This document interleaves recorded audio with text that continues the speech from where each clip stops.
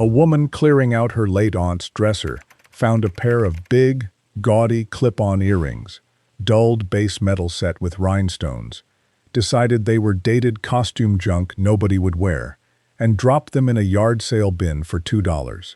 Later that year, a nearly identical pair of rhinestone clip-ons, designed by Yves Saint Laurent, sold at auction for $2,772, and the family never knew. That's not a coincidence. The earrings didn't become valuable the day they left the house. They were always valuable. The value was lost the moment they passed from someone who didn't know what they held to someone who did. And that gap is where almost all the money in the old jewelry world lives. Here's the part nobody tells you about earrings. The ugly ones are often the valuable ones, because bold, weird, oversized design is exactly what signals a specific era and maker, while the tasteful little studs everyone kept are worth almost nothing. To you, a pair of old earrings looks dated, tarnished, or hideous. To a collector, they're a signature, a technique, a period, details, deciding whether you hold a $2 cast-off or a $2,000 pair. The real question isn't whether ugly old earrings are worth money. It's why the valuable ones stay so cheap, and who benefits. The answer? Knowledge here sits in very few hands. It's rarely volunteered, and a whole resale economy runs on it. So here are 10 ugly earrings ordinary people own, without knowing they're worth a fortune. One warning first, and it matters more than anything else. Do not clean them. Do not polish the metal bright. Do not scrub the crevices. Do not have them restored, because on old jewelry, that patina is evidence of age and originality, and aggressive cleaning strips the very thing an appraiser reads to authenticate and value the pair.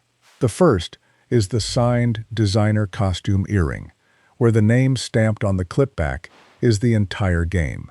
Because costume earrings have no precious metal and get priced like trash, yet the great fashion houses made costume jewelry too, and it's fiercely collected. A Chanel enamel and glass pair in gilt metal sold for $1,875, and signed pairs from the great houses routinely reach 4 figures. The value driver is the signature, tiny and easy to miss, plus the quality of the stones and the condition of the enamel. Flip them over, read the clip back, and leave them exactly as they are.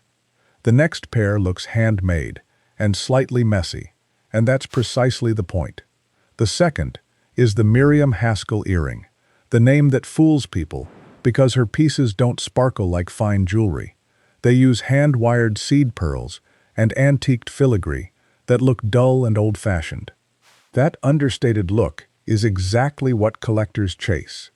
A Haskell beaded set with matching necklace and earrings sold for $2,400, and even a modest gold-toned pair with faux pearls trades in the hundreds. The tell is the hand wiring on the back and the signature on a small oval plaque. The seller sees dowdy old fake pearls. The buyer reads the wiring, and the mark knows it's Haskell and pays without negotiating. If that surprised you, the next is where the ugly becomes historic. The third is the Georgian and Victorian earring, the dark, heavy, old-fashioned pair that looks like nothing you'd wear today. Jet, cut steel, black enamel mourning pieces, or foiled paste in closed-back settings. To modern eyes, they look gloomy and strange, which is exactly why families discard them. But genuine Georgian earrings, made before roughly 1837, are rare because so little survives, and Victorian mourning and cut steel pairs are prized for craftsmanship and history.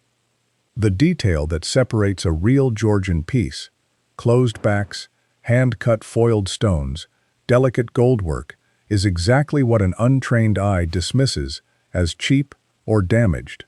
Don't write off the dark, ugly old pair. That gloom is the history collectors pay for.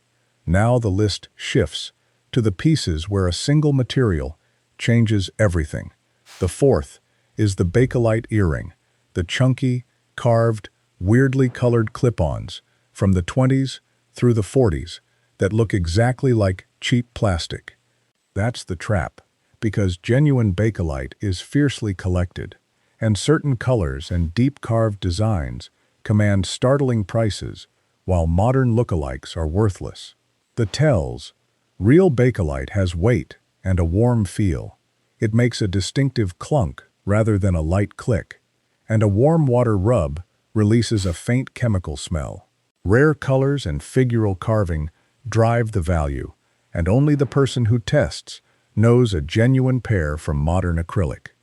The fifth lesson is the one that costs people the most without them realizing it, and it's about the mark and the metal. On any old earring, the most valuable 30 seconds you'll spend is flipping it over to check the post or clip for a stamp.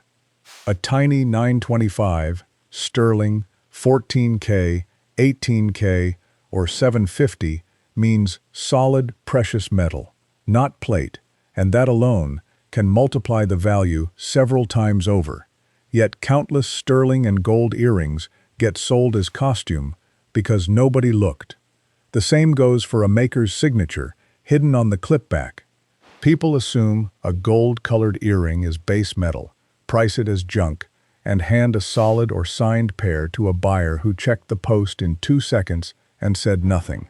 The mark is evidence, the first thing a knowledgeable buyer reads, and the last thing an unknowing seller ever checks.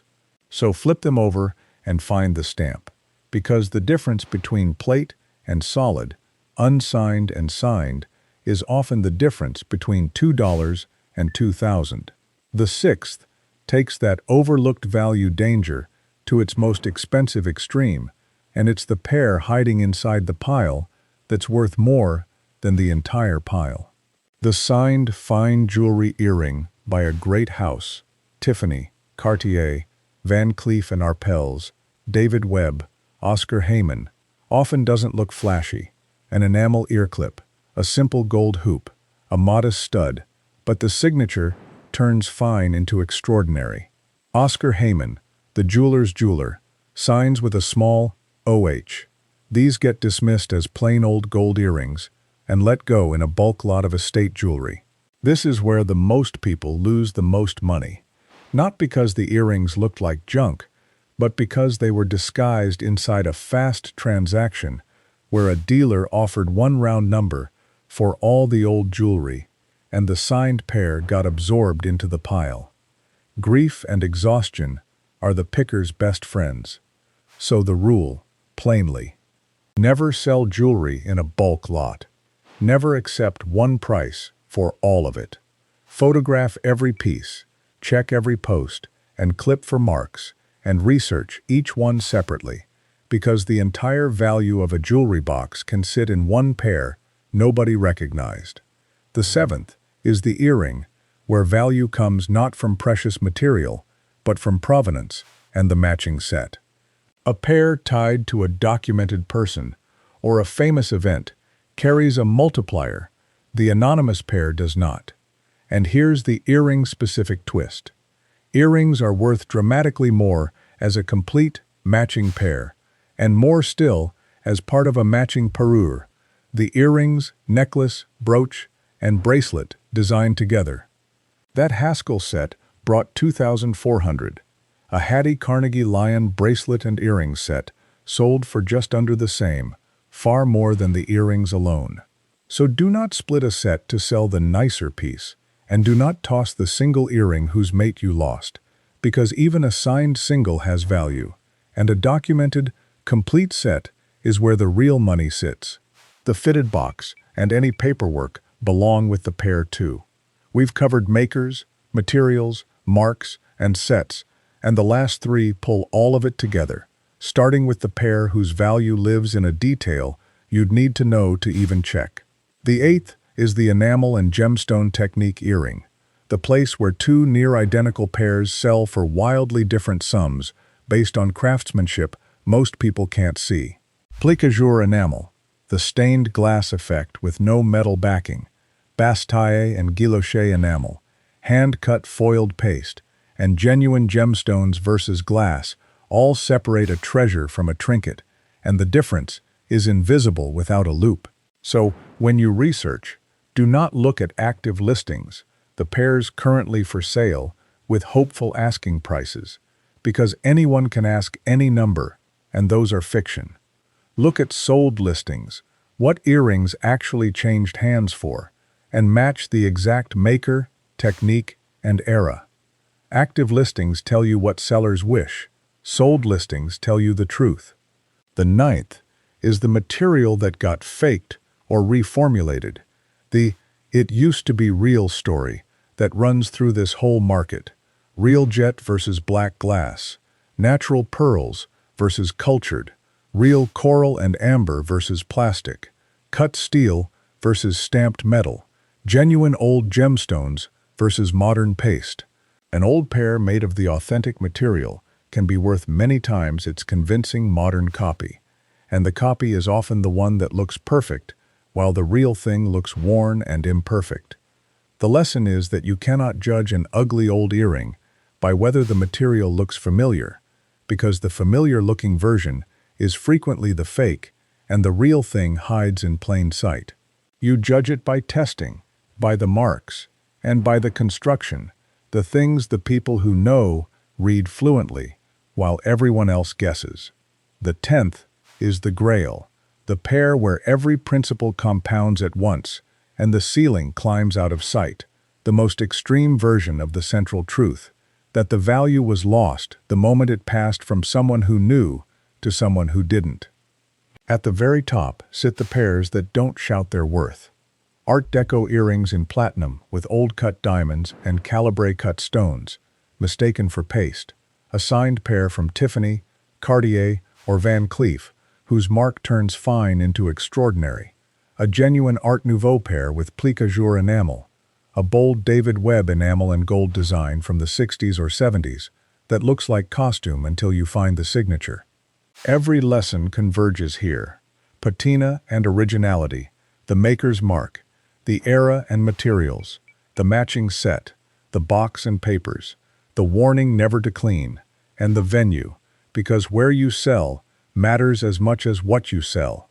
A rare antique pair sold to a pawn shop, or a scrap gold buyer, or a bulk estate dealer, is sold to whoever walks by, while the person who will recognize and pay for it is a specialist antique jewelry dealer or an auction house that knows the makers and periods cold. So here's the checklist that flips you from the person being collected from to the person who knows. Don't clean them, don't polish them, don't scrub the patina. Leave every honest mark where it is. Flip them over and find the stamp on the post or clip, because the look of the earring is only the beginning, and the tiny mark is the truth. Keep everything, the mate, the box, the matching pieces. Never sell in a bulk lot. Research each pair on sold listings, not active ones. And when you've found something real, take it to a specialist, not a passerby. If you recognized even one of these, hit the like button and comment below if you've got an old pair you can't identify, especially the big, dark, or ugly ones, and I'd be happy to take a look. Subscribe if you want the part of the market the resellers already know and won't share. Because the truth under all 10 is simple. These earrings were never worthless. They were built to look like the ones people throw away. And the only thing standing between you and what they're really worth is knowing. That's not a coincidence either.